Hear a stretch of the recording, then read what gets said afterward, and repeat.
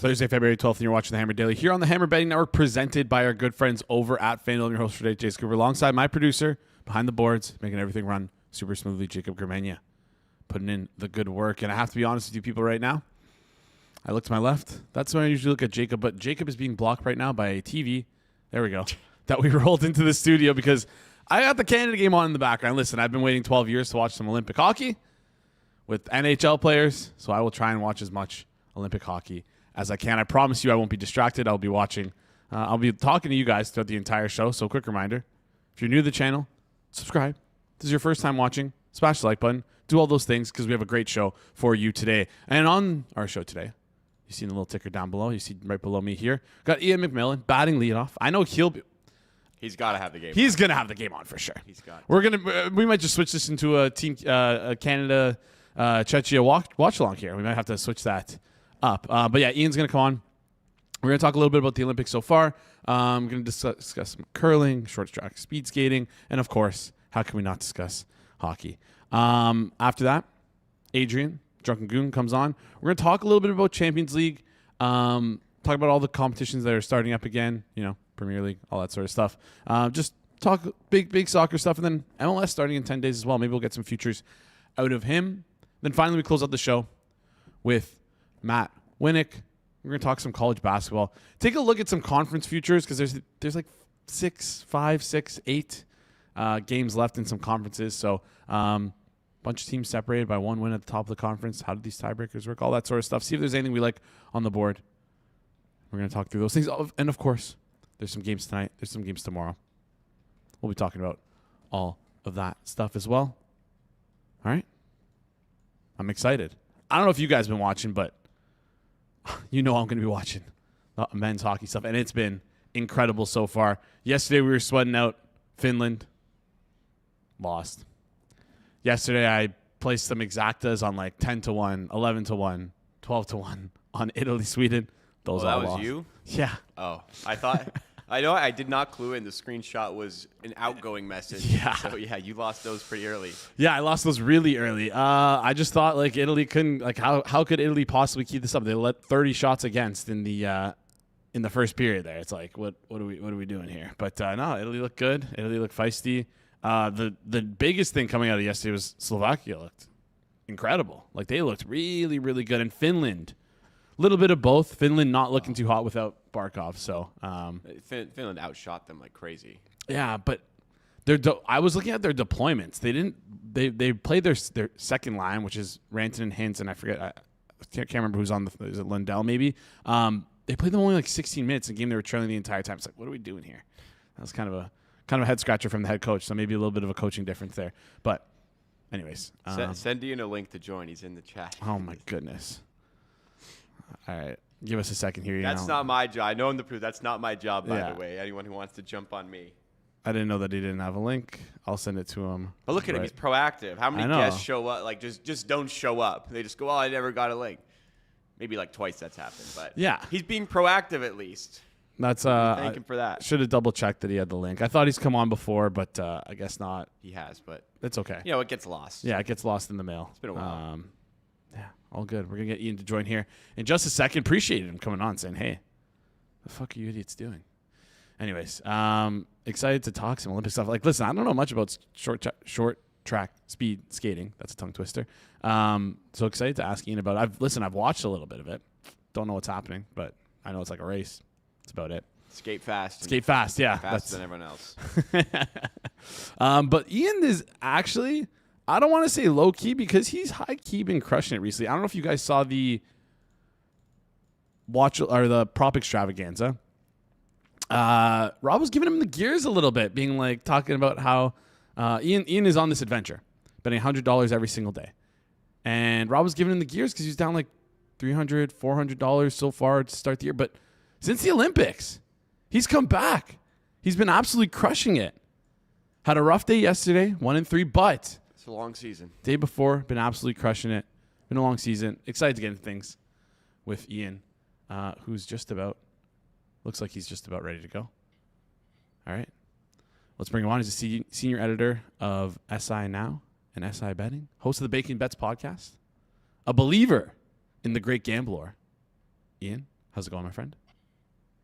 Not bad. Was I supposed to just know that I used the same link? Honestly, a year ago, the last time. When was the last time I joined the show? Last June? Maybe. But I thought usually when Moretto sends out the link, but it's okay. We're gonna get that cleaned up. Now you're throwing Moretto on. 100%. Also throwing him under the bus to make you come on live during the Canada game, which I hope you have on in the background.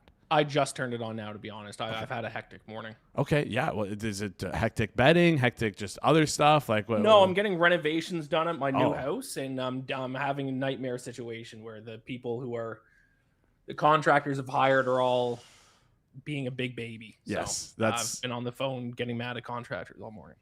that is welcome to Burlington, pal. Yes, thank you. It's a disaster. I thought we need to talk about this tipping thing, which I'm sure that you've addressed. At least I hope you have. Right. I don't know if I can be on a show with a guy who doesn't tip Uber Eats drivers. So please tell me you've changed your ways, or I'm logging off right now. Okay, well, how about this? I have a little anecdotal story for you. I was driving home from work literally yesterday, and I saw an Uber Eats driver run through a stop sign and almost hit a lady. Okay. It's dangerous out there. I just don't order Uber Eats anymore. How about that? Is that fair? Yeah, but I don't believe you. No, I haven't ordered. I never order Uber Eats. I never. It's like a once a month type of thing if I'm desperate. It's not never. What 12 times a year is not never. So that actually makes it even worse. You only order Uber Eats once a month and you still don't tip. Like, what's the issue here? Like, you realize that's like insane, right? I don't think I don't think you've gotten enough like flack for that. I've gotten enough flack. That's one of the worst things I've ever heard anyone ever do. That's crazy. Are you a sociopath? Like a little bit. That was a crazy. I don't know if you just saw the goal there for Canada. That was pretty great stuff. Maybe I'm ahead of you though. Don't want to. No, I see it there. That was pretty sweet. You know what the worst thing that could happen for Team Canada in this game, which is already happening? What? Is Jordan Binnington gets a shutout.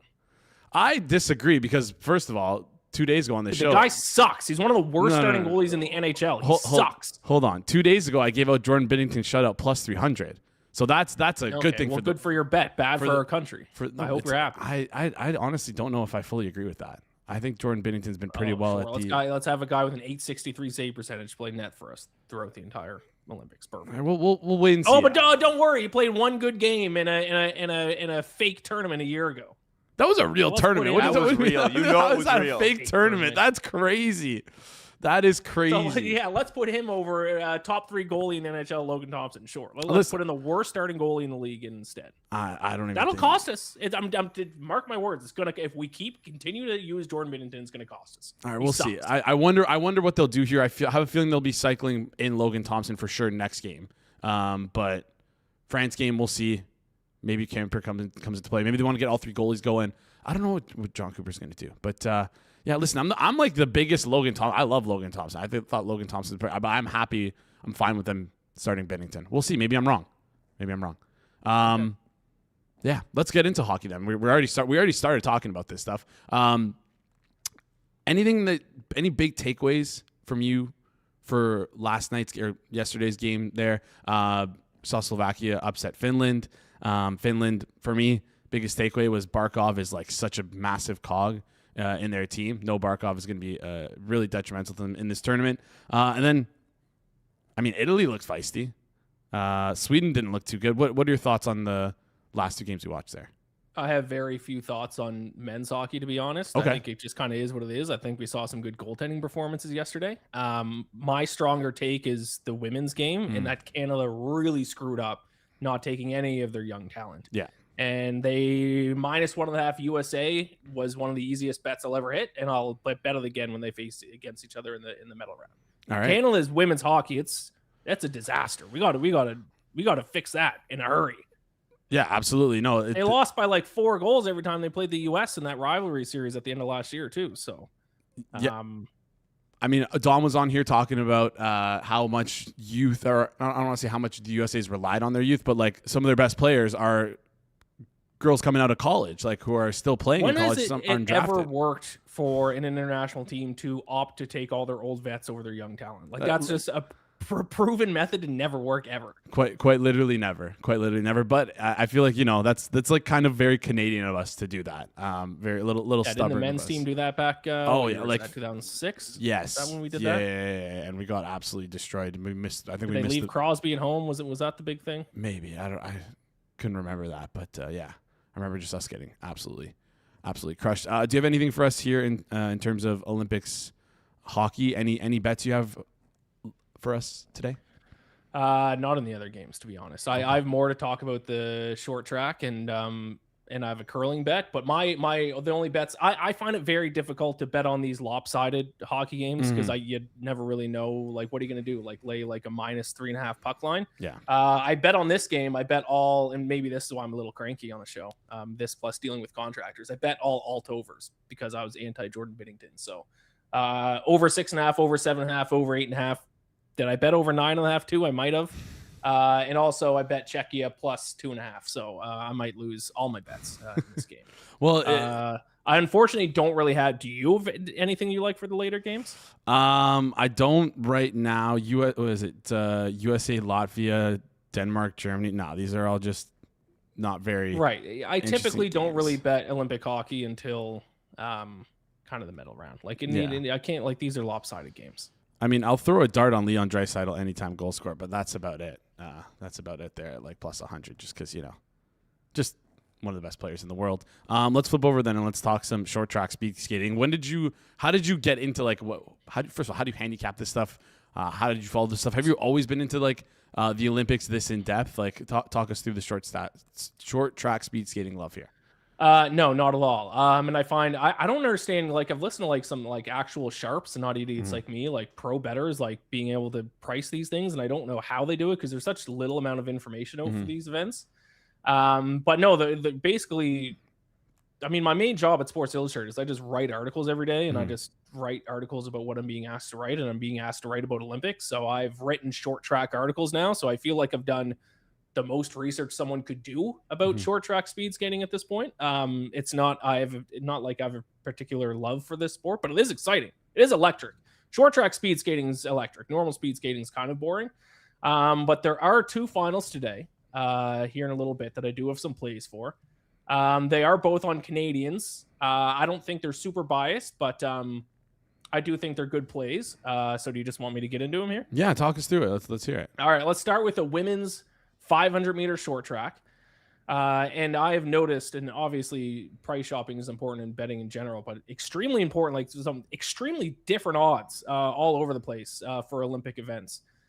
So the women's short track speed skating, the final is today for the 500-meter. The Canadian, the pride of New Brunswick, Courtney Sorow, I found her as long as plus 950 and as short as plus 400 to win the gold medal. So plus 9, can I say what sportsbook or no? No, it's not a FanDuel. Unless that FanDuel. FanDuel is at plus 650, but you can get FanDuel's is right in the middle. They're at plus 650, so they're not the worst price.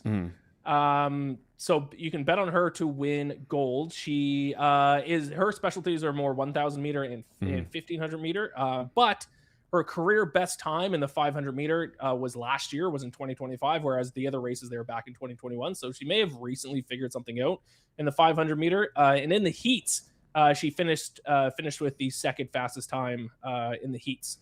So the Zandra Velsbrouwer from the Netherlands is kind of the deserving favorite, but if you can find a good price on Courtney Sorow, I think she is worth a look there. I also bet on her just to finish on the podium as well at plus 175. So second fastest heat time. She's improved her 500 meter quite a bit over the past year. So I think she's a pretty good look there in the 500 meter final. All right, Courtney Sorow in the 500 meter final. And then to place, I guess they don't have to place on FanDuel. Maybe I'm looking at the wrong spot, but they do have. I have seen those markets out there elsewhere as well. Yeah, you can find plus 900. Just look for the line and yeah. Sorry, look for the line, not the lion. Right. Yeah. Some sports books have the podium odds. Not all of them. Okay. All right. So that's women's short track speed skating. You don't want to touch on the 1,500 or the 1,000. Do you want to just hop over the men's? Oh yeah, I want to. Yeah, because these are just ones that the finals that are today. Okay. So the men's final that's today is the 1,000 meter. Okay. And there is, I don't know if you're aware of this guy, and I I've looked up how to pronounce his name a million times. I still can't get it. But we have a powerhouse in men's short track, William Dangino from Quebec, I believe. Plus 105 is FanDuel's odds for him to win the gold medal in today's 1,000 meter. You can shop around. I got it at plus 130, so a slightly better price out there. But basically, he's just kind of like the short track, kind of the best guy in the world right now. In the World Championships in 2025, he finished in second in the 1,000 meter in short track. The guy who beat him was actually fellow Canadian Stephen Dubois. But Stephen Dubois is not in the final today because he wiped out and crashed during the heats. So he is the best finisher from the World Championships last year who was in the final today. So yeah, plus money on him. He did pretty well in the heats. He had the second fastest time in the heats as well. So all right, yeah. William Dangino. Jacob, are you French? I'm fluent, yes. Oh, okay. I didn't know that. Dangino. I have a degree. I have a degree in French. Oui. Which I never use. Oui. Shout out that Mike Vick jersey in your background there. Right? Great stuff. Yeah. No love for Bartolo Colon? Yeah, I like Bartolo too, of course. You know I'm a Falcons guy. You are a Falcons guy. Oh my gosh, I forgot about that. I guess I shouldn't be asking you about James Pierce then, eh? Yeah, speaking of Mike Vick. Well, Mike Vick came back eventually. Yeah. Not to the Falcons, but to the NFL. Yeah. Mike Vick can play in the NFL again. I don't know what lengths the NFL will go, man. Not good. We don't have to get into that. William Dangino, probably pronounce it wrong. Dangino. 1,000 meter men's gold medal winner, minus 105 at FanDuel. Curling, I've seen you've been all over.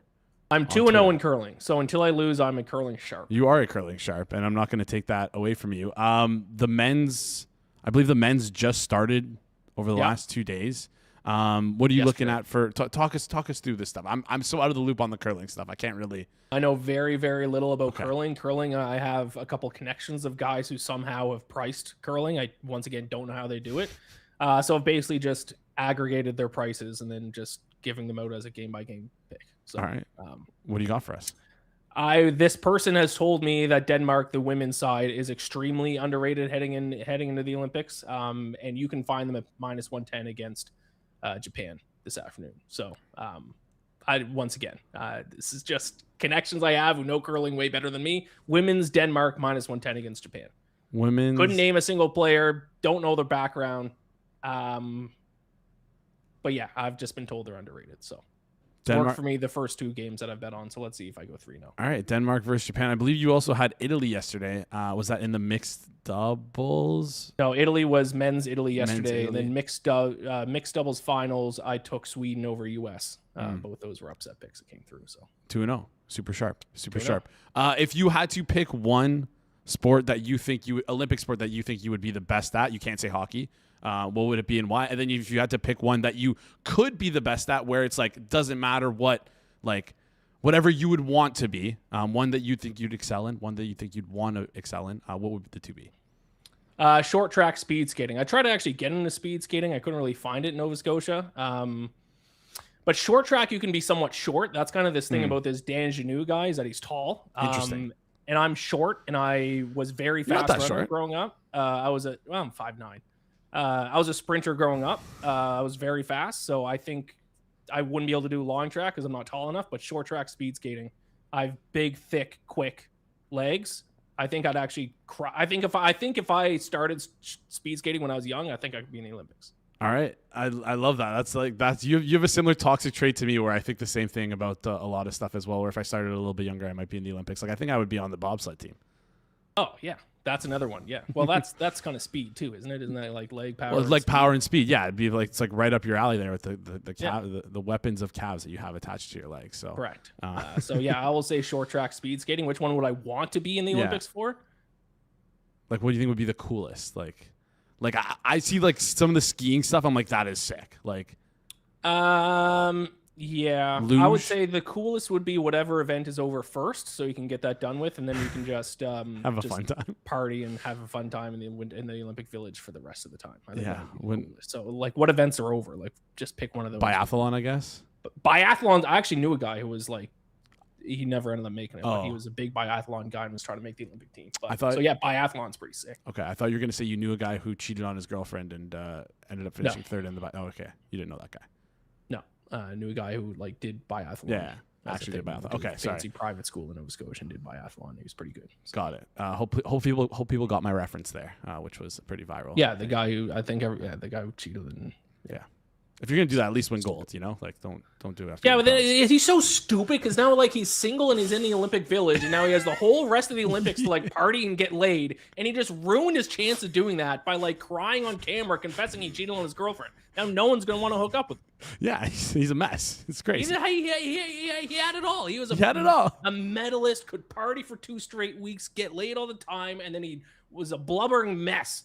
On camera in front of the world, and now he's ruined his chances at that. So he's not going to get the girl back. Now he can't party either.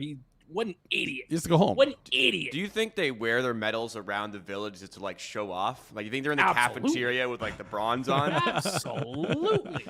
That's never coming off my neck in the Olympic Village. Are you kidding me? Oh man. All right, good stuff here, Ian. Appreciate you joining the show. Hopefully everything goes well with as you continue your way betting $100 every single day. Hopefully you can finish the year in green. It's early. It's still early. You can come back. Yeah, I'm only down $69. It's all right. I will finish down for the year, but if I can lose as little as possible, that'd be nice. So let's go Danjanu and Sarot today. Let's get a couple Canadian gold medals. All right, let's get some Canadian gold medals. We don't have any gold medals. Our first gold medals, I believe, right? So hopefully we can get them. All right. Today we get our first. All right, lock it in. Appreciate it, and we'll chat soon. All great stuff there from Ian. As always, joining the show, breaking down the Olympics. This guy's been on fire. Good for him. What would be your Olympic sport? What would be my Olympic sport? I think mine. I always felt like I could do 4-man bobsled. Just be one of the guys that puts a car. I think we could have a 4-man bobsled team here at the Hammer. Yeah. Who's driving though? I'm not letting any of you drive. I drive every day. It makes the most sense for me to drive. I don't know. You don't trust me to drive? You. I'm hurling down a ice slope at like, I don't know how fast they go. They go pretty. They whip it down that ice hill. My whole life is in your hands. I don't know if I can do that. Wow, I'm shocked that you don't trust me with that. That's maybe snowboarding. Not really good at snowboarding though. Like the half pipe thing. I think I could do the long track speed skating as well. I've got the thighs for it, I think. Luging? That is the scariest sport. I don't think I could do that. Who would be your doubles partner for luge? Can't say your fiance. I think I'm gonna have to avoid. I don't think I'm doing double luge. Okay, that's a crazy sport to exist. All right. The barrier of entry must be so large that maybe there is like a big edge to doing that because just people will just see that I'm not doing. Yeah, why would I do that? There's no chance in hell I'd ever. But if you do it and you're good at it, less competition. I also don't understand how the double stuff works. Like what one guy steers, both steer. Like do you like? Seems like rather unnecessary. Yeah, I don't get it. Anyways. I mean, 4-man bobsled is pretty unnecessary if you think about it. You only really need the guy. Driving. Well, part of it is like you get like the running start is like part of the power of the pushing of the bobsled to start. I don't know. It feels like I was trying to like think about this yesterday. Like, what's the point of having them? Like, yeah, you get an edge by like pushing the thing, but they push it for like 10 seconds and their job is done. I don't know. I'm trying to think of an equivalent in another sport. Like, I guess football. Is it like a place kicker? The guy who holds the ball. It's like yes. The backup. It's going to be like a backup sometimes. I don't know. That's like the equivalent, I think. Anyways, I don't know. Sports got history. So I'm off base. We love the Winter Olympics here. Best thing to have on in the background, especially during the dead season. Also, shout out Lindsey Vonn, 41 years old, torn ACL. We recently found out that she just shattered both her legs or one of her legs. Like I don't know if you saw the X-rays for that, Jacob, but that was. Hey, we've all been there, haven't we? I haven't. I haven't. Anyways, let's before we bring on Adrian here, before we bring on Drunken Goon, just want to give a quick shout out to our sponsors over at FanDuel. FanDuel's putting you in control right from tip off. That's right. You get to choose your reward. Play it safe. Go for it. Feeling bold? That's your move. Whatever's your style, you're in control. You decide what kind of bettor you are, the shot caller, the strategist, the steady hand at the line. No matter how you play, FanDuel's giving you the power to choose your reward and own your game this NBA season. Head over to FanDuel.com/forwardprogress to make your choice. FanDuel, an official sportsbook partner of the NBA, must be 21 plus and present in select states. For Kansas and affiliates of Kansas Star Casino, 18 plus and present in DC, Kentucky, or Wyoming. Opt-in required. Rewards are non-withdrawable. Restrictions apply, including bonus and token expiration, leg requirements, and max wager amounts. See terms at sportsbook.fanduel.com. Gambling problem? Call 1-800-GAMBLER. Visit rg-help.com. Call 1-888-789-7777 or visit ccpg.org/chat in Connecticut or visit nbgamblinghelp.org in Maryland. Hope is here. Visit gamblinghelplinema.org or call 1-800-327-5050 for 24/7 support in Massachusetts or call 1-778-HOPE-NY or text HOPE-NY in New York. George in the chat saying curling would be his sport of choice. I have a friend that plays curling. Yeah, I feel like I'd love to try it. I play bocce. Yeah. I feel like it's got to be similar, no? I find some equivalencies to darts. So, but you can't hit other people's darts off the dartboard. I know, but could you imagine you could do like? Should we revolutionize the dart game and create a game like that where you can hit other darts off the dartboard? pretty hard to do that. Is it? Yeah. Ah. Like it's helpful to have other darts on the board to guide yours. Well, I guess. We got Adrian coming on here in just a second. Is he back there? Or are we still waiting on him for the? Yeah. All right, perfect. We'll bring him up then. Kept him waiting for a little bit there after going through our little discussion about what sports we would want to play. I want to hear what sports you want to play. Why don't you drop that in the comment section down below and smash the like button while you wait for me to bring up Adrian. And now let's do it. Let's bring him on up. You've seen him on this channel quite a few times. Ball knower, soccer knower. Adrian, how's it going, my friend? Pretty good, how are you? Good. If you had to pick an Olympic sport to excel at or to do at the Olympics, what would it be and why? Excel, I'm not sure, but I gave this some thought a few years back, and I think the getting into the marathon or the 20-kilometer speed walk, those would be the easiest ones to get into. Winter Olympics only. No Summer Olympics. Winter Olympics. Probably curling. That would be. I mean, it's still tough to get into from Canada, but you can maybe go overseas and get a dual citizenship and work your way into it that way. That's actually a pretty sharp way. Plus EV move of the week is to make the Olympics move to another country and excel at a sport that they're not good at. Aren't like a bunch of Italian hockey players like Canadian? There actually are a ton of Canadian hockey players on the team, but they don't. I think I talked about it. Yeah, I talked about it with Dom on Tuesday. There was a tweet that Frankie Corrado sent out that like there's a bunch of Italian, like second generation Italian players in the NHL that could have gotten Italian citizenship and been on the Italian like national team. They would have been an actually like pretty decent team. Like first one off the top, I had Mario Ferraro for the San Jose Sharks, who plays NHL minutes compared to the guys who don't. Anyways, I could talk this stuff all day. Adrian, I don't want to hold you for too long. Any opinions on the Olympics here? Have you been betting this stuff? Have you just been watching this stuff, enjoying it? What's up with your relationship as much as possible? A little bit of betting as well, just for entertainment purposes only, and it's been good. All right, perfect. If you have anything you want to fire on, you let me know. If not, we'll get right into what we're going to talk about here with the Champions League. We got no show next week, so we wanted to bring you on this week to talk about some Champions League stuff. We got the upcoming round next week, the knockout stage. What are some of the most interesting games you're looking at? Any bets you got for us here? Talk us through this knockout stage. So Champions League for next round, it's the teams that finished 9 through 24. They're getting head-to-head format. We got 8 teams that got a bye, and there's a few teams that are disappointed to be playing at this point. They hope to get by. So one of those would be Inter. The other one would be Real Madrid, and both have pretty tough matchups. At PSG as well. They didn't make the top 8 either. So Juventus is going to Galata. That's a pretty fun draw, going to hell in Turkey and then having to come back. I was going to talk about the Juventus situation for the matchup of the weekend, playing Inter as well. They're on an ascending path, and they've been playing well. Their midfield has been on fire, and I expect them to be a dangerous team in the playoffs. Winning in Turkey, that's difficult. I don't have a play on this game, but I think eventually Juventus would get through to the next round. Benfica, Real Madrid is a fun one because you have the rematch of the last group stage game when Benfica had to win and they won on the 90th minute goalie header. Real Madrid goes into this one with a lot of injuries. We know Mbappe's he's been bothering him and he's been missing practice this week, 2 or 3 days in a row that he didn't practice. He likely won't play at the weekend against Real Sociedad. And they also have a long list of injuries. On top of that, I think Bellingham, Rodrigo, and Militao are still out. They also lost Asensio to the flu. I think he'll be back for midweek in Champions League, but he definitely won't play at the weekend. So that game, both for the weekend and in midweek, Real Madrid needs to kind of step it up and stay close to Barca in the league, and also put Benfica away and get their Champions League campaign on track after a pretty average group stage game round.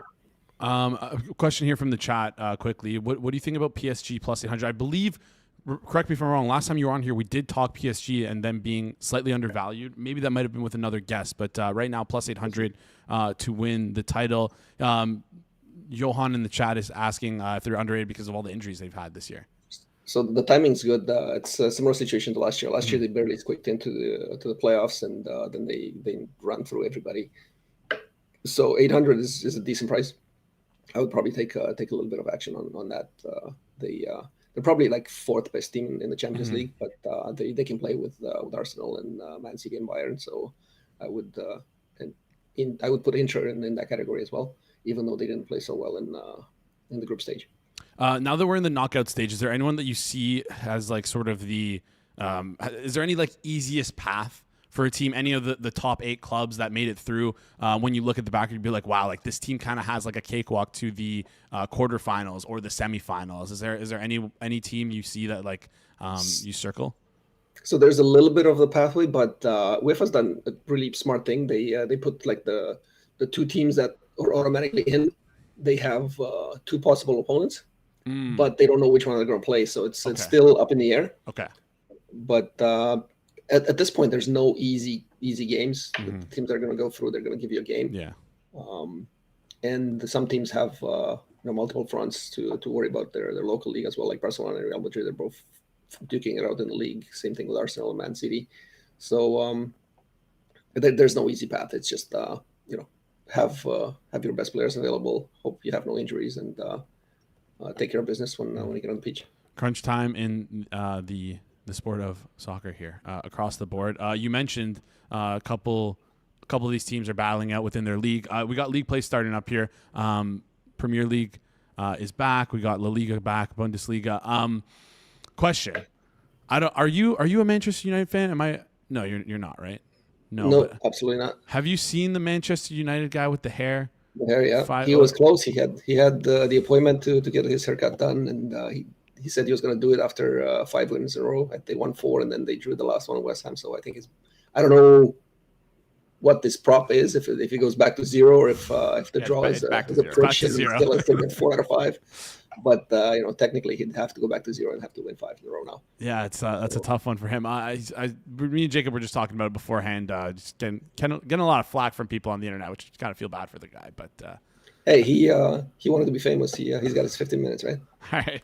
Well, it might be longer than 15 minutes with how Manchester United has been playing. 15 weeks. 15 years, maybe. No. All right. Any interest here with league play back? Any teams you're interested in? You mentioned in La Liga, Barcelona and Real Madrid are sort of duking it out.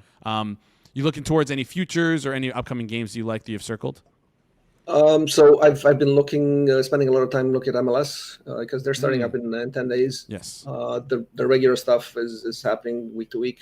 We get a little bit of a break now because England's not playing after today's Arsenal game. They have FA Cup at the weekend, so we get a week off. So that kind of helps with the timing of things. In MLS, I have 2 things. Fade the Sporting Kansas City as much as you can. Their roster is garbage, and it was garbage last year, and they didn't fix it. So they gave up 3 or more goals in a third of their games last year, and they don't have a lot of offense. So I would play a lot of. Actually, they do have some offense, but they can't trade chances with teams. So I would play a lot of overs in their games and fade them. And future-wise, I'm looking at Seattle plus 850 at FanDuel to win the West. That includes the playoffs. All right. Those are my 2 early plays there. All right. Seattle plus 850. Seattle Sounders plus 850 to win the Western Conference. So weird talking about soccer and thinking there's a Western Conference. Anyone you want to throw a dart on for the Golden Boot, or you just don't even want to get involved with that? Well, I mean, if Messi's not going to play every game, so there's going to be some edges there on the other guys. Denke at Cincinnati might be a guy to go at, but I'd need 20 to 1 on that one to take a shot. But yeah, with the World Cup coming, a lot of teams are going to protect their guys, and Messi calls the shot in Miami, so I don't expect him to play more than 75% of the games, and even in the ones he plays, he's not going to take a full 90 minutes. Well, you said you need 20 to 1 or better on Denke to win Golden Boot, right? Yep. 33 to 1 at FanDuel right now, so there's a pretty decent dart throw there. I didn't realize that. That's worth a shot. Yeah, yep. Awesome. All right, there we go. So we got Denke, 33 to 1 MLS Golden Boot winner. We got Fade. The other thing to consider there is that there's Wonga, who's the second guy on the board. Mm-hmm. He might transfer to Brazil, so there's been some back and forth there. It looks like he's staying, but there's still a chance that he might even go after the World Cup, or it's up in the air. So with Messi not playing every game and Wonga being questionable, there's some opportunities on some long shots. The Korean Son is another guy that's going to bang in goals. I like what LA has done. They really reinforced their midfield this offseason. Shout out to all the Canadians they picked up, and they're a team that's dangerous in the West, but more likely in the playoffs than regular season. All right, more likely in the playoffs than the regular season. I also was shocked to see Heung-min Son here because, again, I was kind of stepped away from soccer for a little bit ever since the pandemic, but he was a big. I'd keep up with it. Wow, absolute legend. I know George is probably pissed in the chat. Tottenham legend, right? Tottenham, right? Yep. Yeah, Tottenham legend in the chat. Any other stuff you want to talk about here in terms of futures for other leagues, or is that it? And we're just gonna no. So there's a lot of bunch of stuff happening. Like today we have the draw for Nations League in Europe for the next couple of seasons. So that's happening next hour. That should be fun. We have the CONCACAF Champions Cup going on. Half of the first round has happened, and with local interest, we have Atletico Ottawa playing their games in Hamilton. They're playing Nashville next week, and if they go through that first round, they're going to get Messi in the second round. So there's a possibility of seeing Messi in Hamilton at Tim Hortons Field in early March. That'd be sweet. That'd be awesome. I'll definitely try and be there for that. Adrian, appreciate you jumping on. Appreciate you joining the show. Great stuff there. Giving out. I wrote down here.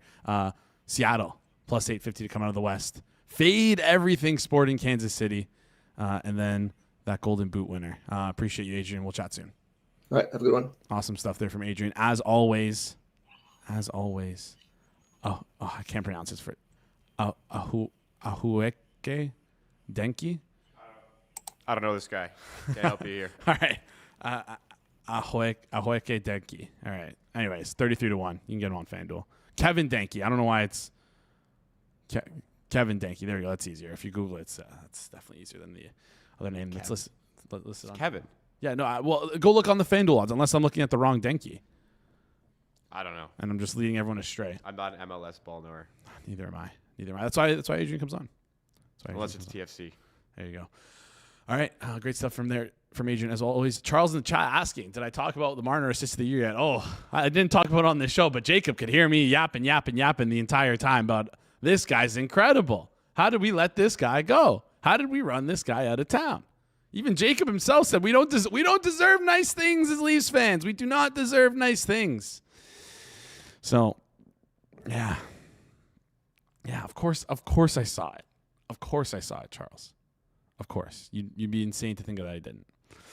Anyways, we got our next guest coming on, Matthew Winick, does content over at the Basket Under Review.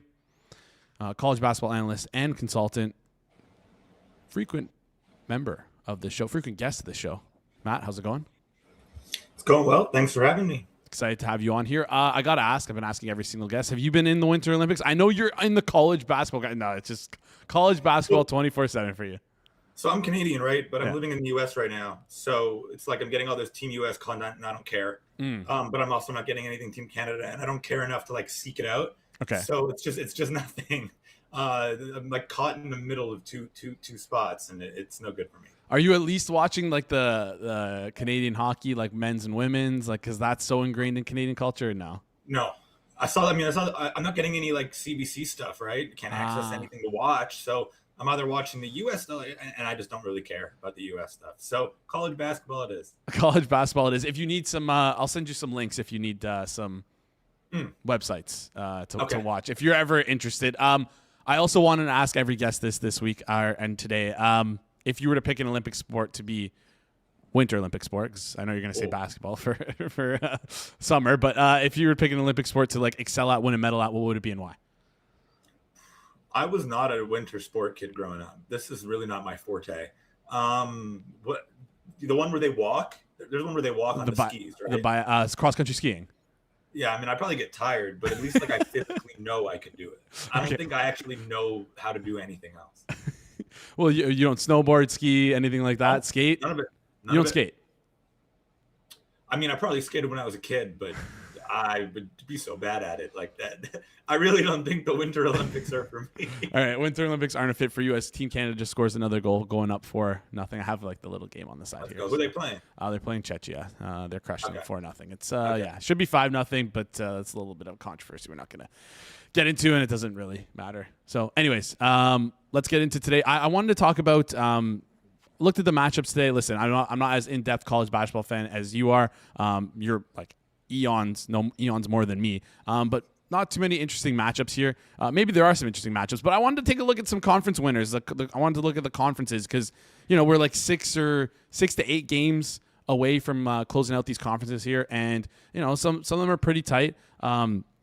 Starting with the ACC conference, Duke right now -600 to win the conference, but they do play Virginia. I don't know how the tiebreaker works. Virginia right now +600. I would have to assume if Virginia beats Duke, they're one win behind Duke. You'd have to assume that if they beat Duke, they'd be the favorites to win the ACC with so few games left here. Talk us through the ACC conference to start things off. Yeah, I mean, upsets can happen, but it seems more likely than not that it's going to come down to will Duke lose to either Virginia or Clemson. Clemson's also tied at second with Virginia, and they both play Duke, both at Duke. So Duke doesn't have to travel to either of those places. Essentially, if Duke beats Clemson and Virginia at home, which on KenPom, they're 13-point favorites over Clemson and 10-point favorites over Virginia. So they win those two games, they win the ACC. So essentially, you're probably kind of just like making like a bet on Duke is like it's like parlaying the money line of those two games essentially, because it's highly unlikely they're going to lose to Syracuse, to Notre Dame. I mean, maybe they lose at NC State. Duke is probably winning this conference unless they lose at home, which they have not done all season. And if I'm not mistaken, they did not do at all last season, correct? So it seems pretty likely ACC is going to go to Duke. All right, ACC is going to go to Duke there. Of course, -600. But if you want to throw a dart, Virginia, Clemson, they both play them down the stretch. We'll see how they do there. Big Ten Conference, Michigan, -300 to win the Big Ten. Any opinions here on the conference? Would you lay that -300 on them? Absolutely not. They go to Purdue, and they go to Illinois, and they go to Iowa, and they still have to host Michigan State. It's like they only have one game left against a non-surefire NCAA tournament team. And Michigan is like, they're very good, but they were losing at halftime to Northwestern pretty substantially. They were down 16 in the second half. Obviously, they came back to win because they are very good, but they have tendencies to go into cold stretches, and that can last an entire game. They do have the 2-game lead, but Purdue, Illinois, Iowa, Michigan State, all in their last 6 games is just, they're going to get tripped up once or twice. It doesn't seem like the smartest idea. Yeah. Illinois and Purdue +320, both 2 wins behind. Illinois 2 wins behind, Purdue 3 wins behind, but it seems like they have an extra game to play. Do these guys just play a different amount of games? Am I getting this correct here? Or they? I think everyone's on the same. It looks like Illinois has played one more than everyone else. Okay, that's what tripped me up here. That just happens. Just A lot of the the schedule. teams, so all the other teams are competing in like the ACC Big Ten Challenge, and Illinois is not this year. So I think that they're just off by one game because of that. All right, that makes perfect sense there. So if you like Illinois or Purdue, maybe throw a dart at them 13-1. I will say, though, Nebraska is down 2 games as well, and they have a much easier schedule to end the year. The best team they get is Iowa. They get Iowa twice. If they beat Iowa twice, which is very possible, one at home, one on the road, they very well might win out, and if they win out, they might win the conference. All right, yeah. We'll look at Nebraska there. That's a pretty hefty price, 35-1. Could be interesting there. More interesting conference than the last two, the Big 12 conference. Houston and Arizona are the top of the board here. Houston plus 105, Arizona plus 120. Arizona's currently, I guess, because of tiebreakers, first in the in the Big 12 here, but it seems like they have an easier schedule, which is why they are plus 105. They do play each other on the 21st on Saturday. So talk us through who you think might win this conference, and do you think Kansas at plus 650 has a chance?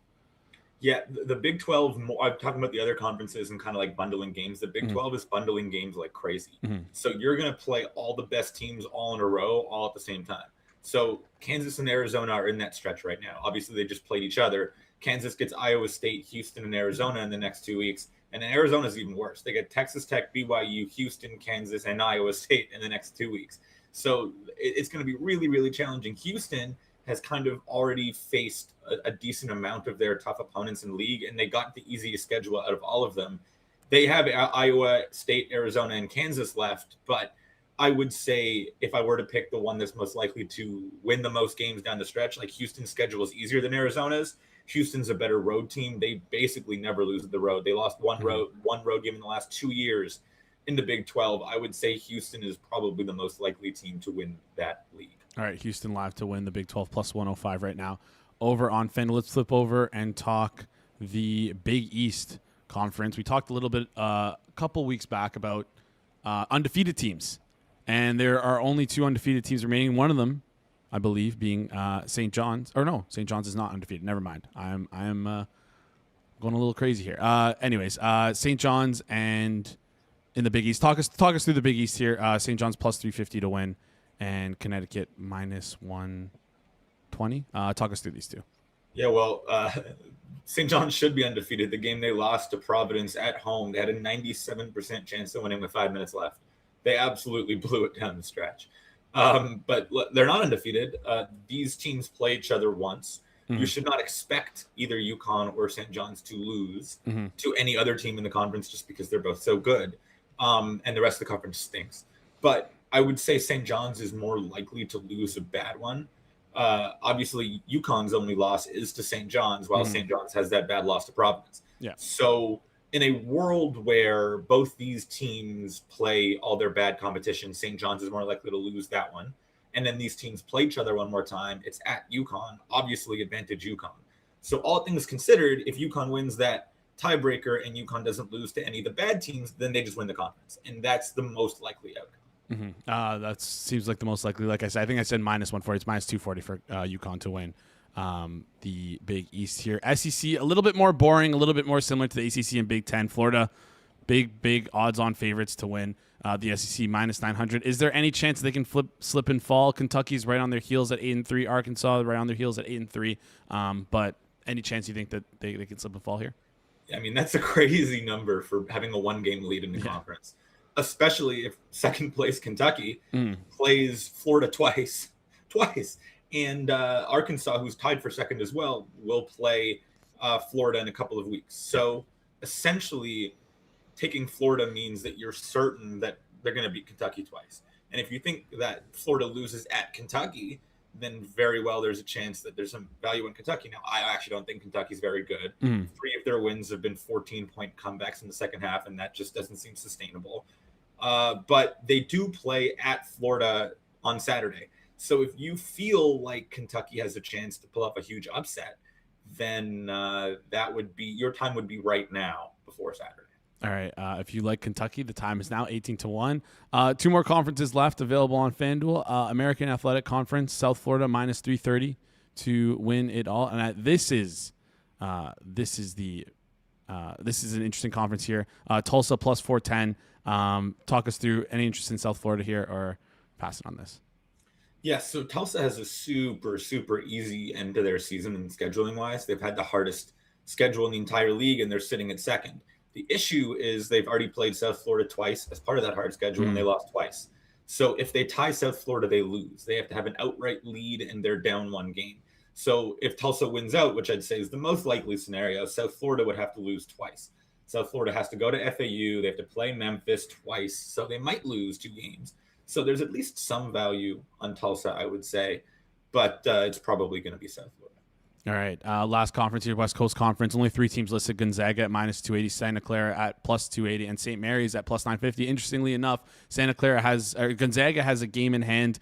Santa Clara 13-1, Gonzaga 12-1. St. Mary's just behind at 11-2. Do you think Gonzaga right now, although they don't have the win on paper, are favorites to win this conference? They play Santa Clara next on Saturday. Is this just telling us, hey, Gonzaga's probably going to win the game and win out? That would be what that's saying, but I think the real value is on St. Mary's, and that's just because they play Santa Clara and Gonzaga again, both of them, and they're both at home. So essentially, if St. Mary's wins their 3 easier games, and then they beat Santa Clara at home and they beat Gonzaga at home, then I'm pretty sure they win the league. So for St. Mary's is favored in the Santa Clara game. Gonzaga, they're 2-point underdogs right now on KenPom. At home, they're very tough to beat. They could win both games, and then they come from 3rd place and kind of last second finish it in first. Yeah, St. Mary's plus 950. What a good little dart throw there for them to just be favorites and then underdogs there. I mean, unless they slip and fall against the other teams that they're playing here, Seattle, Pacific and Washington State. They shouldn't, but I mean, all road games, so you never know. Yeah, we've seen. I'm sure we've seen crazier stuff happen. I'm sure you've seen crazier stuff happen. All right, before you head out here, let's talk some games for tonight and tomorrow. Any games that you're interested in tonight and tomorrow? I kind of highlighted the Michigan State and Wisconsin game. I don't know if you're interested in that, if you have a bet on that. You can skip over it if you want, but talk us through some games that you're interested in today or tomorrow. Yeah, Michigan State, Wisconsin. Sorry, should be very, very interesting. Wisconsin just beat Illinois. Obviously, Illinois is down a couple of guys, but they beat Illinois. They were really, really good in the pick and roll, and that is a place where Michigan State will allow you to score. Wisconsin also basically every year under Greg Gard is fantastic on the defensive glass. Michigan State is not a very good scoring team, but they dominate the offensive rebounding battle. It's unlikely they're going to do that here. So at Wisconsin, they should be able to score sort of how they'd like, and they'll keep Michigan State off the glass. I think there's a very good chance they win this game. They'll be underdogs in the market. As for today, an interesting one would be North Texas and Memphis. That one's on ESPN, main ESPN. So every TV in the country is going to get that if they're interested, at least in America. Memphis really struggles as big favorites. It's been a constant under Penny Hardaway. They play down to their competition. They're 2-ish point favorites right now. That's very short. North Texas is a horrific offensive team. They've basically strictly beaten bad teams this year because they dominate defensively. Memphis is not great. They did win this matchup at home by 9. The teams combined to go 6 of 36 from 3. If Memphis is even decent offensively, they'll cover 2. All right, Memphis covering 2 is what we're looking for there. Just looking at FanDuel quickly, any interest in this Bryant Bulldogs UMass Lowell River Hawks? Because FanDuel's hanging the best price in market on Bryant Bulldogs. I don't know. You're making. I just pulled up the odds screen. Just gonna ask. I'm like what teams are you talking about here? I know. But just how did we get here? Bryant's the worst road team in the country. Okay, I mean that genuinely. Okay. They're so bad at scoring the basketball on the road. I would never advocate to do anything on the behalf of Bryant when they're not playing at home, and probably not in any case, but especially when they're not at home, I just don't do it. All right, I had to ask because when I was pulling up the Memphis North Texas game on my odds screen, I just see a big blue light flashing for me. I'm like, I thought I'd ask, but no, just not. I had something to say about it. It wasn't towards taking it. All right, makes sense there. All right, any other opinions on any other games you want to rapid fire through? If not, we can let you out here. Missouri Valley, a lot of games in Missouri Valley today should be interesting. A lot of those totals, Belmont should have scored a fair bit against Northern Iowa. That total is not that high, probably not 140 in the 130s. Drake Also, a team that's been scoring a ton lately, and the defense has been very poor. So that in the mid 140s is very interesting. The Missouri Valley should have some good games today. That's where I'd look if you're looking at the college hoops slate today. All right, incredible. Thank you so much. Appreciate you joining the show, Matt. Hopefully you can get off here and tune into the Canadian Olympics hockey game, or continue to bang out your basketball bets. Awesome stuff there, Matt. Appreciate it. We'll chat soon. Take it easy. Awesome stuff there from Matt Winick. Make sure you check out his stuff on Twitter. Link is in the description down below. Go check out the basketball under review as well. Sorry, the basket under review as well. And that wraps up today's show. I did some quick Googling with when Iain was on. I'm a fan of women's speed skating now. I'm a big fan, and I will be watching all the short track speed skating games, matches, races, whatever you want to call them. Events. I'm a big fan of this stuff. That's awesome. Anyways, appreciate you guys joining the show. Do us a huge favor. Canada winning 5-0 right now. Let's go. Smash the like button. Goes a long way here on the channel. If you're new to the channel as well, hit the subscribe button. You made it this far. Secret word of the day is ice for ice hockey. Thought it was a good one. Anyways, drop ice in the comment section down below if you're watching after the fact and you made it this far. Quick reminder. Been saying it all week. Next week, we are not here. We're no scheduled programming. We're taking the week off. We're going to try and prepare for the next year coming up. Our calendar year kind of works like the new era. Exactly, the new era of the hammer. It's like the end of the Super Bowl is the end of our 2025 year. 2026 just started right now. So, yeah, that's kind of how we. The Super Bowl is literally our Super Bowl. Yeah, that is our Super Bowl. Our season's over. Our season is now over. So yeah, now the work is for the next Super Bowl. Exactly. We're gonna be working away through that week. Everyone other than Rob, at least. But well, actually, the work is to week 1. That's the big one. Yes. For us. Yes. But yeah, expect new stuff from us here on the network. Appreciate you guys tuning in. Do us a huge favor. The subscribe button helps a lot, especially since we're taking that week off content. I know you're gonna miss us. And I'm going to miss you guys too. But anyways, sub, drop ice in the comments, like all that stuff. Maybe I shouldn't have said ice with, I was going to say ice hockey. Maybe ice hockey is a better comment than ice. Anyways, appreciate you guys joining the show. That's the secret word. That's a secret word. Yeah, ice hockey. We're going to have our comment section filled with ice, and we're going to get flagged by oh, man. All right.